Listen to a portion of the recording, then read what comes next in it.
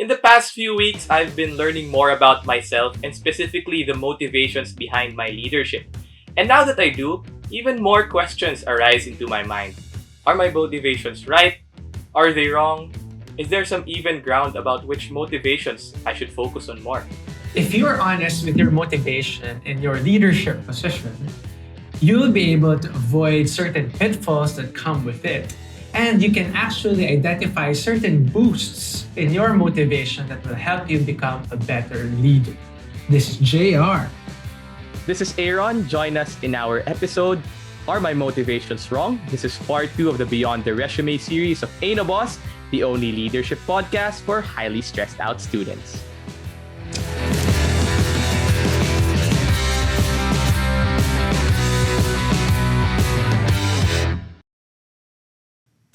Hello, everyone, and welcome to part 2 of the Beyond the Resume series. Here we are again, Aaron and JR.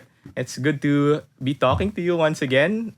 It's been a while since our last episode, since our last podcast. And in that span of time, things have been getting really busy on my end. Org work is piling up. And the dreaded 3-week finals is just on the horizon. So everyone's getting on their mojo, trying to hit that sweet spot when it comes to studying. And yeah, we're trying to work out, get these last few weeks. Yeah, I could imagine. Perfect. But way to go, still doing this, recording. It's good. Thank you. And just to ask, how about you? How are you the past few weeks? How have you been doing?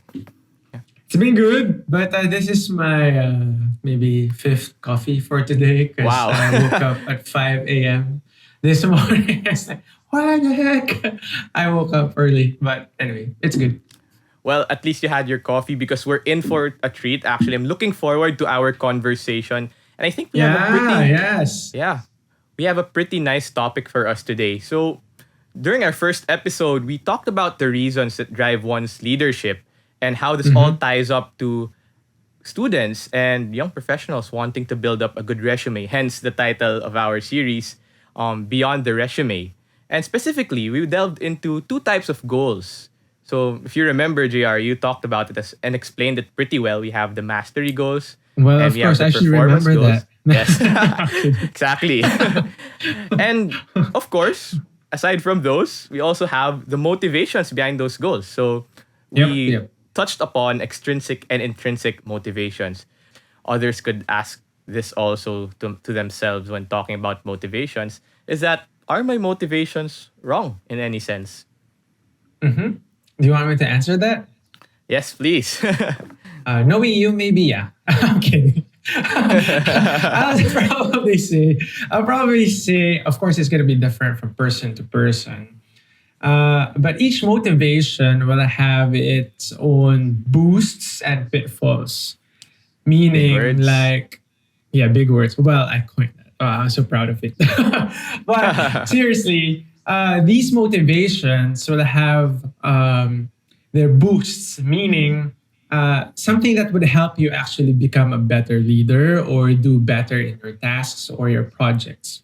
But that motivation will have its own hindrance as well, or pitfall, as I would say. That's something that would stifle you to actually achieve what you want to do or your goals as a leader. So when you look at that, then I think you can have a better judgment whether you have the right motivations in your leadership position or not. So I'm not going to answer that right away because I'd like us to look at those motivation, and then maybe later on, you'll be able to judge yourself, and maybe our friends out there could also have their own assessment. Yeah.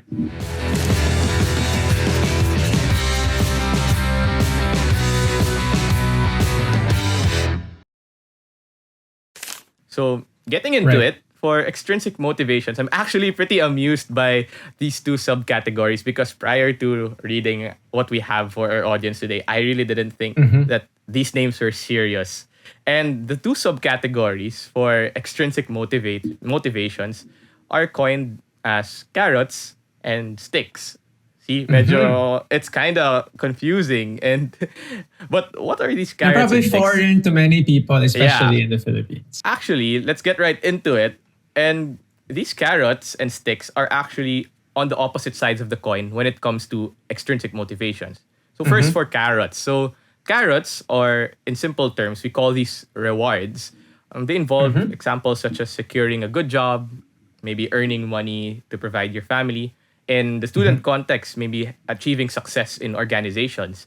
And the funny story behind this is that they were actually called carrots because they were used to motivate donkeys to do the work expected of them. This was in the 1970s. That's why we don't know that term here. Yeah, we don't have donkeys here. We're not donkeys. So, in the people context, let's put this in the people context. Right. These carrots or rewards could come in two ways. They could come in terms of tangible benefits, such as high grades, bonuses, maybe even increased paychecks. But they could also come in intangible or immaterial benefits, such as esteem, recognition, that feeling of glory and achievement from your peers, or respect as well. Yeah, I'd say if we're asking about like, okay, so what are the boosts and pitfalls for carrots, or like the positive reinforcement or positive reward for as motivation? Let's look at it this way. If you're in an organization and you're a leader, most likely you're only there for a year. Some might be like even periods, like one semester, you're handling a project, you're leading that. It's only for a specific period of time. So of course, you need a certain marker that will make you realize or know that you're successful. So for example, like you have an event and you wanted to have X number of participants. And if you reach that, you're gonna be like known in your campus as like, oh, that guy really pulls off like a very nice event, and people would come to that. Or like, yeah, this girl is able to really like produce X number of projects in a year. So if you imagine that, that actually those rewards would help you really do well in your organization. So you can be very committed to produce immediate results. So in a specific period of time. So say like for a year, those rewards would really help you do a better job because again, you're only there for a specific period. Yeah. And therefore, that could also promote like best effort, really performance, because you want that kind of incentive. And there's nothing wrong with that incentive. To be honest, like a lot of people, like say in the workforce, you want higher pay grade. And so you're going to do better and you need that. So that, of course, like it's going to help you have a better life, so on and so forth. And that would also help you do better in your job. So there's a study. That talked about these incentives. So talking about grades and whatnot. So so the motivation and interest in learning would be higher if there are really good incentives. So such as like, higher grades. I mean, you could speak for yourself because like you're such a great, like very competitive student as well. If I'm not mistaken. You're revealing personal information about me? Just kidding. I'm just kidding. No, I didn't say what your grade is. I didn't say that you're always getting like unos or A's. I hope so. I'm working towards those for sure. So anyways, so there's a French university whose professors actually studied this. Actually Swiss and French university professors. Their names, we can show them in the show notes. Benabou, I don't know if I'm pronouncing that right, and Tirol in 2003. So of course they found, which is very much obvious, that extrinsic motivators such as higher grades can really boost interest and motivation among students. But the pitfall for that would be, it depends on the incentive. And of course, your perception on the incentive. So for example, one consideration that's actually be a good carrot is if it's attractive enough. but it's going to depend on your motivation. So some people wouldn't actually care about grades, and therefore grades wouldn't be a good motivation for them in terms of performing well in school. Yeah. Or like say, I don't really care about what other people would say of me. So therefore, like their praises or whatever, they don't really like work on. But that's going to be a perception of that person who's actually leading. So therefore, like for an organization, it would be hard to actually pinpoint. So what would be our motivators or our carrots for our specific leaders or whatnot? And then the second one would be, of course, if the project or the target, the workload will be commensurate with the incentive. If it's actually at par, like say, this is the incentive, but you're asking too much, then it's that I don't think it's worth it. Does that make sense? So people would, yeah. Yeah, So people there's that would ask, notion. right, Yeah, right. go ahead. So people would ask, what's in it for me? So that would be the pitfall. So if you're only driven by carrots, then it's going to be your own perspective whether that's really worth it or not. And then if it's not given to you, or like say later on, things could change and say like, at first you're really driven by grades, studying, and then later on you realize, sheesh, like I'm actually not getting it. And so I don't have other motivations in studying well, because a lot of the motivations or a lot of the carrots out there, they're not really in your control, to be honest, like the praises of people. Even if you do a good job, it's not a guarantee that people would still like you. So if you don't get it, then it might be the case that you lose motivation or interest at all because you're not getting it. I just wanted to say I really resonate with that notion. Everyone wants to go into reward knowing what's in it for them. Is that correct? Yeah, and I think there's also that motivation when it comes to carrots in terms of it being attractive. You also think, is it becoming more attractive by the day? Because you don't know when those motivations will start to falter. And maybe part of those carrot motivations are actually better carrots, if I'm making enough sense in that. Right.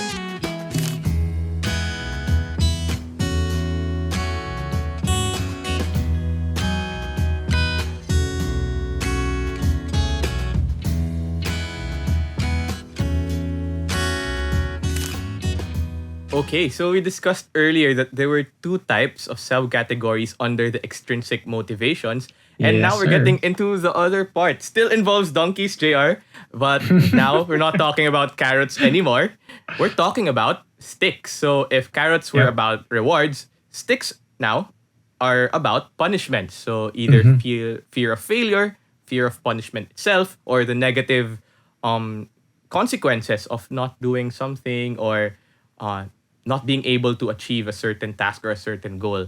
And just like the carrots, it has its own backstory, again involving donkeys. And it was termed sticks because it was that piece of prodding material, just a regular piece of wood used to prompt the donkey to move towards something or to move or to do a task, or if the donkey wasn't listening, maybe prod it, poke it for it to go forward, to move forward. Right.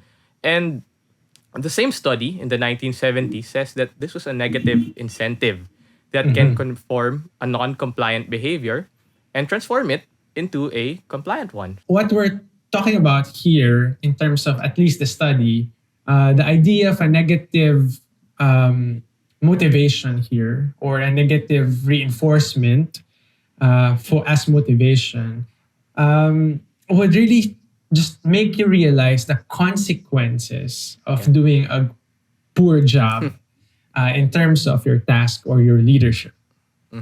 So I'd say actually the boost of this sticks as a motivation would really be discipline. So you'll be able to be compliant, you'll be able to conform to good things, good standards of your organization, which is very, very important, to be honest.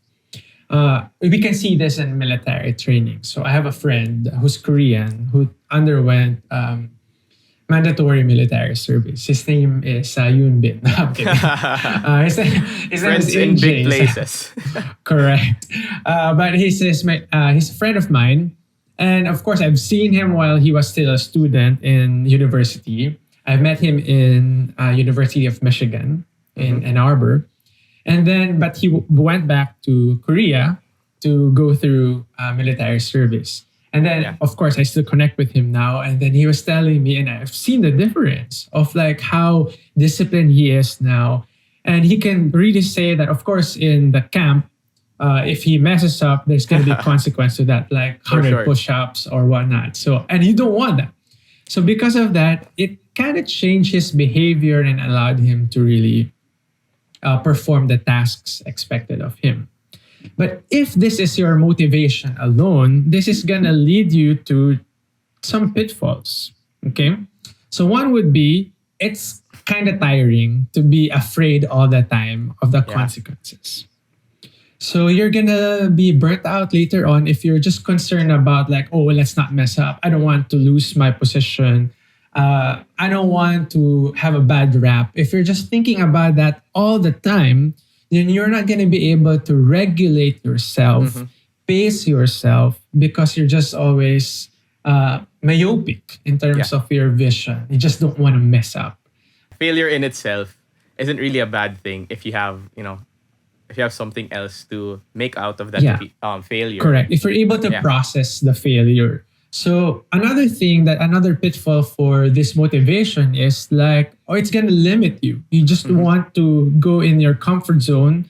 You're not going to aim for high positions that you think that you're maybe like you're afraid to take because you don't want to fail, or it's probably going to look bad in your resume, or you're afraid to take certain classes because even if there's very interesting and you'd like that, but if you think now, oh my gosh, this is so hard, this is not gonna look good in my transcript, so might as well not take it. So it's gonna limit you from trying different things that actually could be good for you if your motivation will only just be sticks or the negative reinforcement.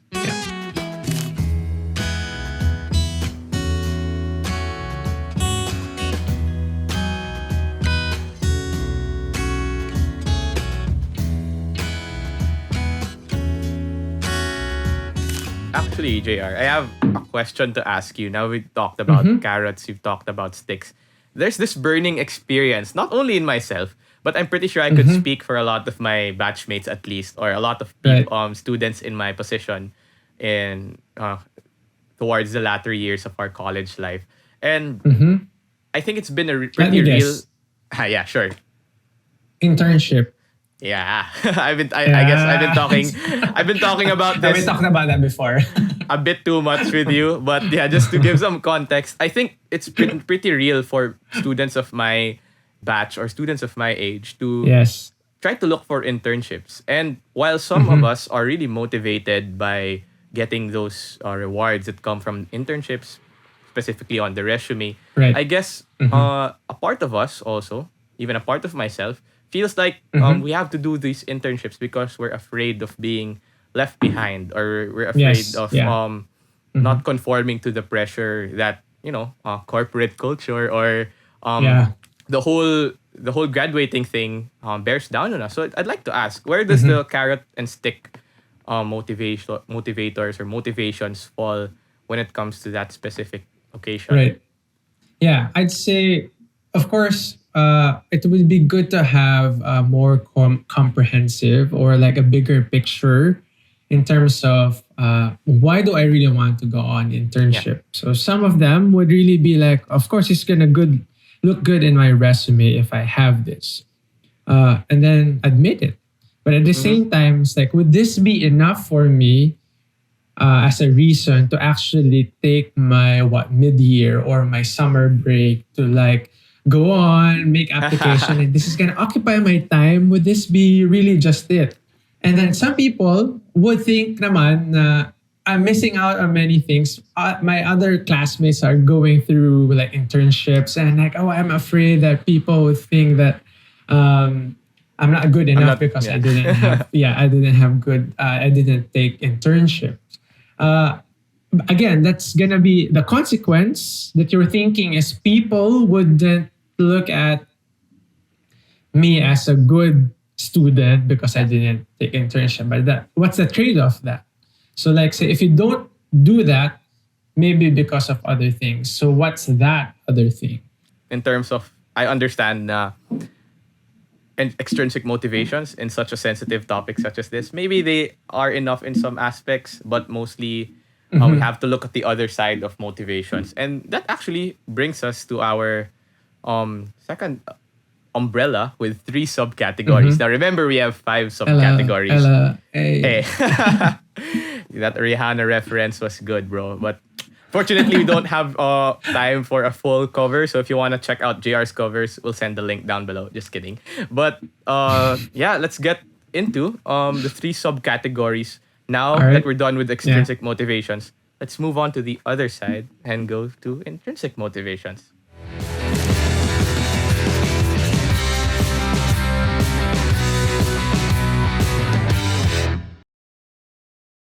So for our first subcategory under the intrinsic motivation umbrella, we have autonomy. So autonomy, in simple layman's terms, is being self-directed, being self-driven. But there's more to it than just that. So actually, autonomy is the feeling that one's behavior is a result of voluntary choice to engage in that behavior. So kind of a word mismatch here.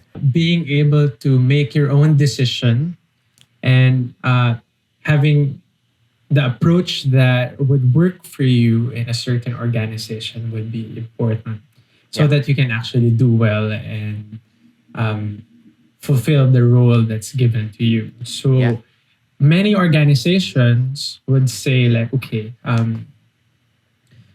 this is the way we do things and you should really like be able to comply to these things. But more and more, there will be a lot of organizations, for example, like, okay, organize a party.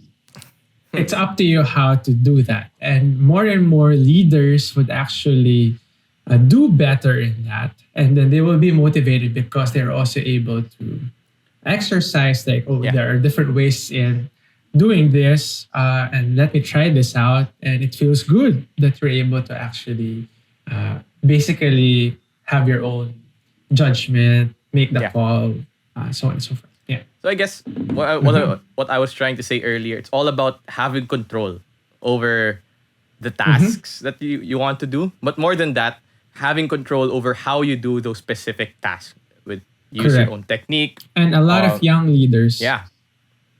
Sorry, go ahead. And a lot of young leaders would want that. They're able to actually like have a certain control over the things that they're part of. Let us look at an example. So there's a company, it's called Atlassian. They're hosting actually a 24-hour event in their company. And basically for 24 hours, they're ask their developers and their employees to just work on different things, whatever that is. And we're not going to tell you to be here or to do that. Up to you how to manage your time and your resources as long as you come up with something that will help our company. Okay? And because of that, a lot of employees, developers were very engaged and they ventured into different things. Yeah. And you know what? Actually, it gave birth to another company that we know now as FedEx. Wow. So yeah, it's amazing, right? So they learned that this company, if we actually give certain autonomy and freedom and flexibility to our people, they can exercise great creativity. So that's actually the boost would be because of ownership, it will lead them to greater creativity. And I think that's a good thing. So that's an intrinsic because you don't necessarily see that. And it's not really a reward that you want to achieve, but it's part of you. It's as if like you're longing for like I want to do things that I love and the way that I think I can do it best. And yeah, I think everybody has that kind of motivation in us. Yeah. Mhm. And there's no Yeah. doubt, you were saying earlier that young leaders such as myself have want this or yearn for this a lot. And I And can me say too. that, No, I'm kidding. yeah, you're young. You're young. So I'll give you that. But as I was saying, I like there's the really nervous laugh. I really, I really think that, and I've seen that lots of young leaders, lots of my peers in organizations have flourished given that certain degree of independence or autonomy, as we call it in this context. But they say too much love can kill you. Is there such thing as too much Yeah. autonomy can kill you, Yeah, for or sure. at So least the be pitfall detrimental? for Yeah, this, yeah, the pitfall for this would be the team dynamic. So imagine if all your teammates in your organization would want to do things their way. Uh, I think there's only a handful of organization that can operate as like Atlassian, yeah, whereas you have that kind of environment. But most of organizations on campus, you have certain structures and they're designed it that way mainly because you don't have a lot of time, to be yeah, honest. You're only there for a specific period, as I've said earlier in the carrot discussion. So we have certain structures that are actually helpful for the organization. So if you're thinking about autonomy too much, then it would really stifle you yeah, if the other team members would want to have some consensus on how to do things. And if you're too attached with like, oh, but I want it to do this way, I think you're going to be a problem and a pain in yeah. your organization. Indeed. So it's If you look at like say in terms of is it gonna look good in my resume? Like what's the motivation in your leadership and compared to resume? So some people might actually look at resume as I'm gonna put something in my leadership position as I was able to pioneer this, yeah, or I was able to like have a creative output, and that's something that's actually gonna look good in resume. But you're not so much concerned about resume, but you're actually much more concerned about something that you created yeah. because it's yours. Yeah. Your unique legacy. Well, Mhm. all right, great. Yep.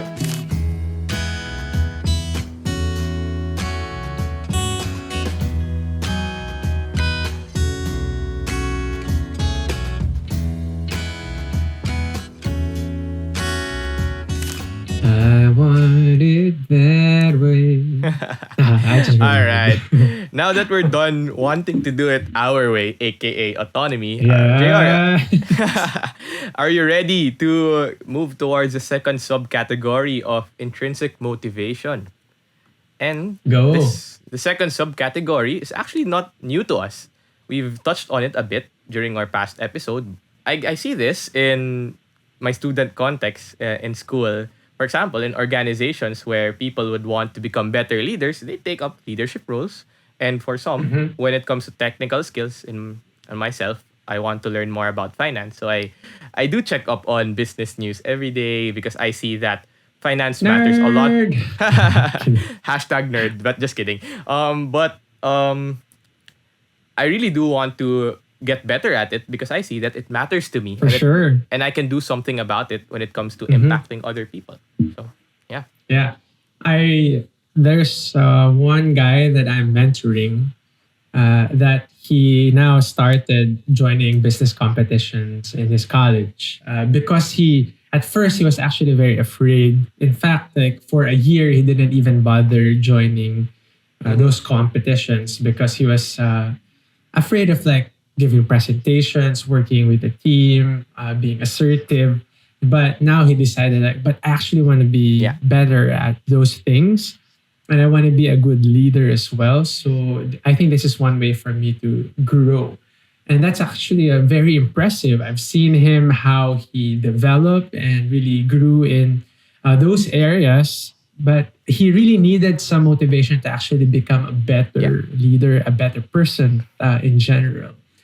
So yeah, so I think if you have that motivation, not only that you're gonna experience being engaged or that you'll really sign up for something, that you really want to be part of something, but you'll also be resilient. So that's a boost if you have this motivation, a mastery motivation.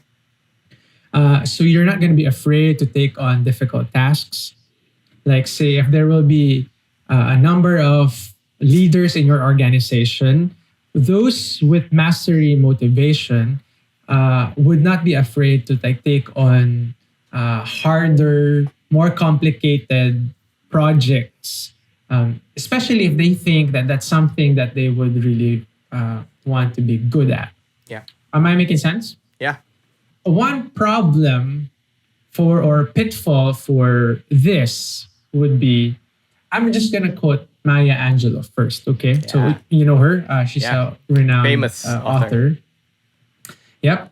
She said, you can only become truly accomplished at something you love. So don't make money your goal. Instead, pursue the things you love doing and then do them so well that people can't take their eyes off you.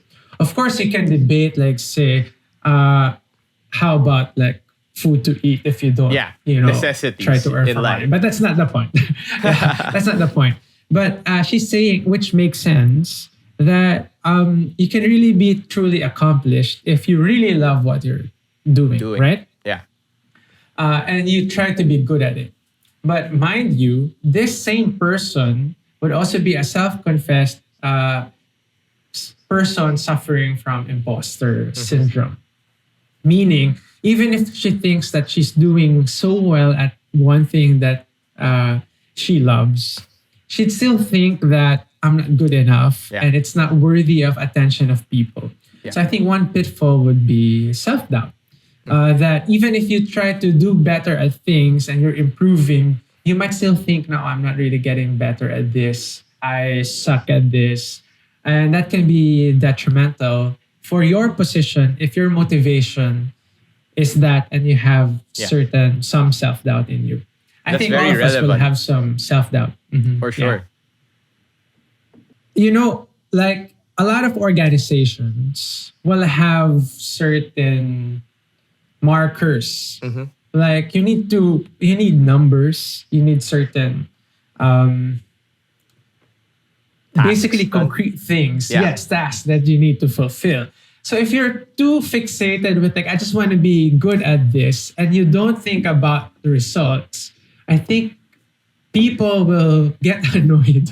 Like we're not going anywhere because you just wanna, like, you're just concerned with the process, but we need to accomplish certain things.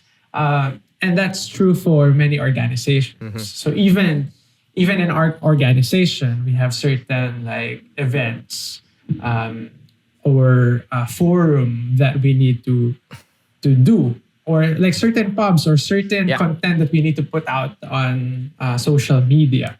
If you're just so concerned with like, say, let's just get better at like doing pub in this way or making videos, don't forget about deadlines. I don't think that's a good idea. Yeah.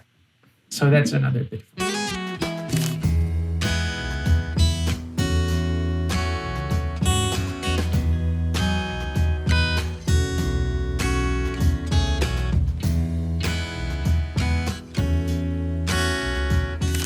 Now, the final category of intrinsic motivations is called purpose. And purpose is that feeling that one's work is in service to a cause or objective larger than oneself. So, in other words, this might be the desire to contribute to something bigger or to leave a legacy behind that impacts other people. And among the three intrinsic motivations that we talked about, I guess this is the most relevant and relatable to me. So if I may share, I actually used this motivation to become part of a social outreach project, which initially shares the same initials, AAB, as our podcast. So it's called Adopt a Barangay, where we actually go into the mountainous farmlands of a province here in the Philippines to help farmers there, connect them with opportunities and allow them to grow in their own rights and to support them in their day-to-day necessities. So at first I really just wanted to get some leadership experience there, but as time went on, I saw that my purpose was really to help people and to aid as much as I can, and this was one way of getting that purpose across, and Right. that motivated me to really do well and to excel in that line of work, which I'm happy to say is still part of some of what I'm doing right now. I think you guys are doing a great job in that barangay, Thank you. in that community. Yeah, I see some of the posts and some updates. Pretty good. Thank you. Yeah, so I think a lot of the students won't be in a certain position without apparent purpose. Yeah. Some maybe would end up in an organization because their friends are there. But as you've said, later on, they'll realize that this is something important to them. For sure. And I think that's really important. Because purpose really provides meaning to your presence. Wow. Okay, so why am I gonna be here? Why would I even like invest in something? And there should be a certain purpose. Of course, we can say like, oh, because of my friends, like that. But here, purpose, we're defining it as something that's bigger than yourself, something that's gonna be your legacy. And a lot of people might not be even thinking about it yet or have some thought about it, but it's there. Yeah. Okay, so a lot of They're people subconscious. say, "Oh, that's Yeah. so." Yeah, so a lot of people would probably say, "Oh, that's so cheesy." Like, I just want to do this, but really, in your heart of hearts, you can ask yourself, why would it even be worthy of your time, of your sweat and blood and tears, maybe? Yeah, Definitely for tears. sure. A lot of our friends who are actually leading out there would have a lot of tears in their different positions. So what's the boost here? Of course, you're gonna develop grit. Purpose would beget grit, and I think we defined that in the previous episode.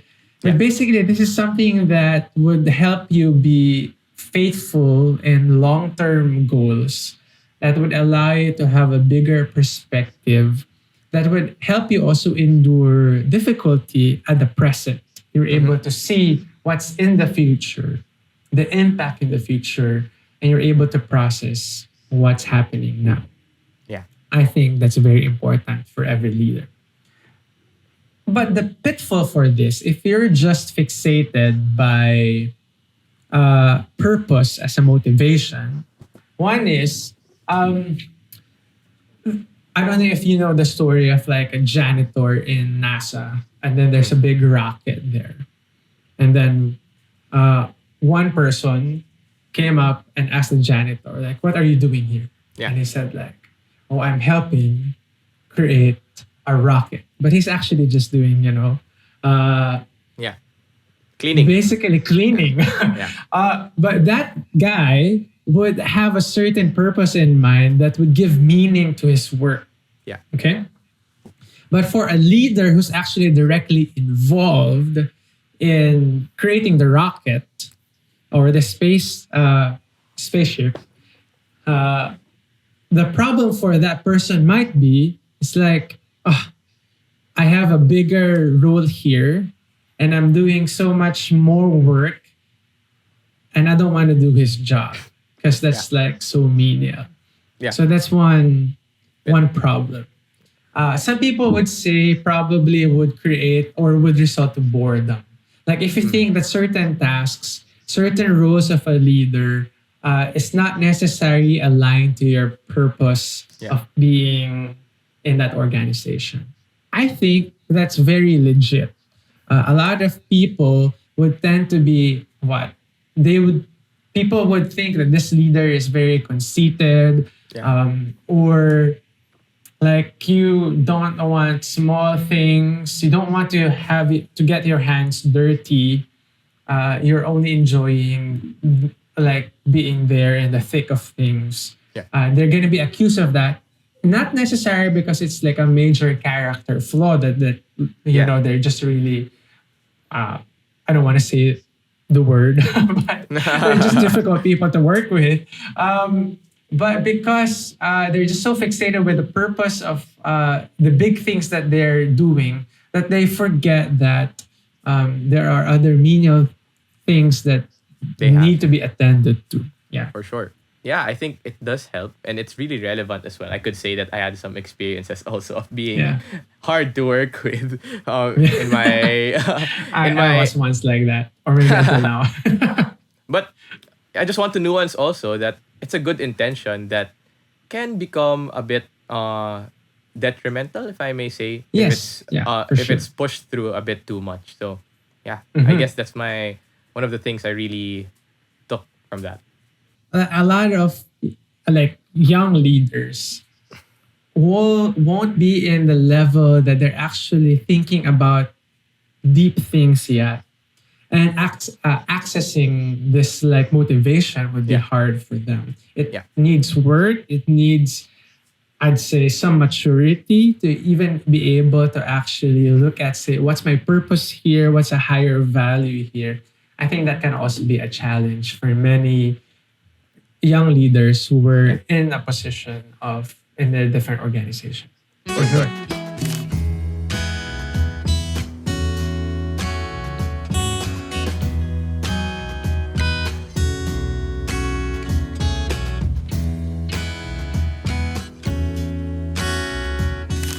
So we've discussed the five subcategories, two for Mhm. extrinsic and three for intrinsic motivations. And you asked me earlier to keep my question, that burning question in my mind, Yeah. in there until the end. And so I'm gonna bring it back now. So are my motivations wrong? But my answer to that actually, bro, is another question. So if you're Sure. ready for this, here's the context behind that. So I see that myself and a couple of my peers as well, those who I talk with on a regular basis. Sometimes we do things when we're asked about our motivations, and we find ways to say that it's really intrinsic. But deep inside us, we know that we're just doing this for the rewards. And in the context Yeah. of our series, for the benefit of ourselves in terms of our resume, makes our resumes Yep. way better looking. And my question now, so why is it so hard to be honest? Why is it so hard to admit that our motivations can be extrinsically motivated? Why can't we normalize that? Or vice versa, why can't we normalize that any kind of motivation is okay? Yes. That's a hard question, Aaron, you know. I'm sorry. And I really don't have maybe like probably the right answers to that. But I'd say I think it's a lot of people would think that it's always should be the higher value that would motivate us in doing things. I'd say maybe yes.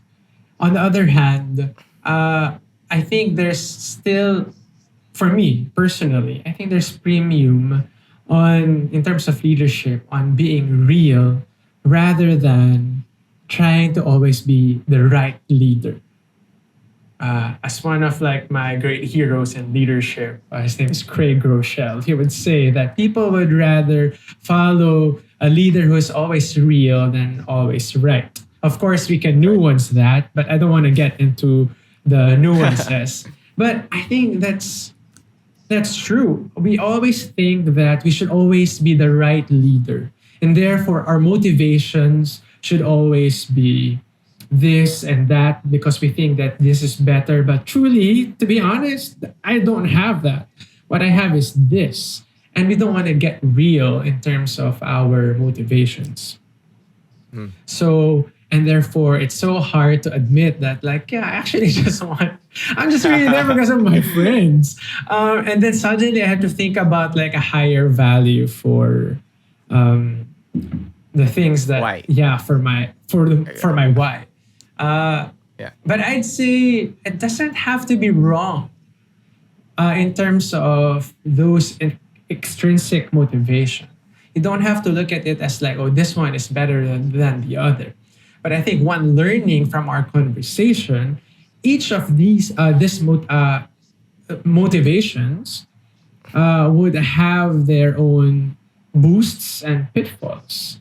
Therefore, sticking to one motivation wouldn't be enough. Yeah. I think being able to have certain combinations and accessing different motivations in your heart of hearts would help you actually become a better leader and keep on going. But it doesn't necessarily mean that because you have we have purpose, that's the only motivation that you should have.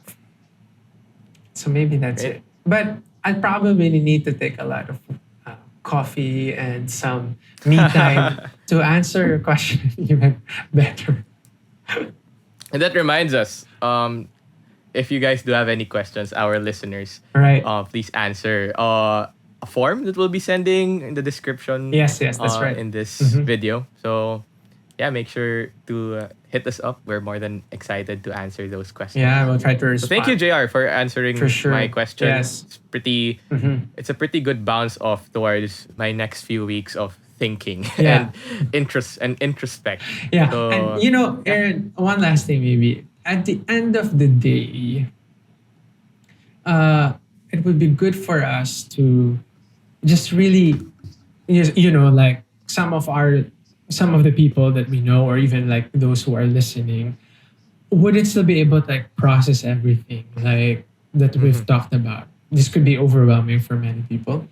But I'd say at the end of the day, if you're a leader, maybe one question is, what's a motivation that would actually help you be convinced that what you're into, either a leadership position or a project that you're doing or something that you're getting yourself involved in, that would make that be worth it.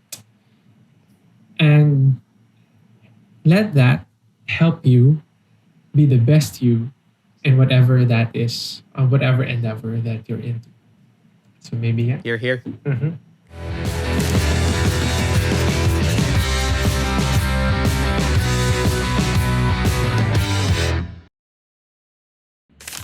There you go. This is part 2 of our Ada Boss series, Beyond the Resume. And this is called Are My Motivations Wrong? And basically, you get to answer that by looking at 5 motivations, the intrinsic ones and the extrinsic ones. And you look at pitfalls and boosts. And there you go. You'll be able to decide whether you have the right motivations, whether they're enough or not. Yes, so if you're looking for more hashtag relatable content from JR and I, make sure to follow us on Spotify, on YouTube, or wherever you may get your podcast. Once again, this has been Aaron. With me is JR.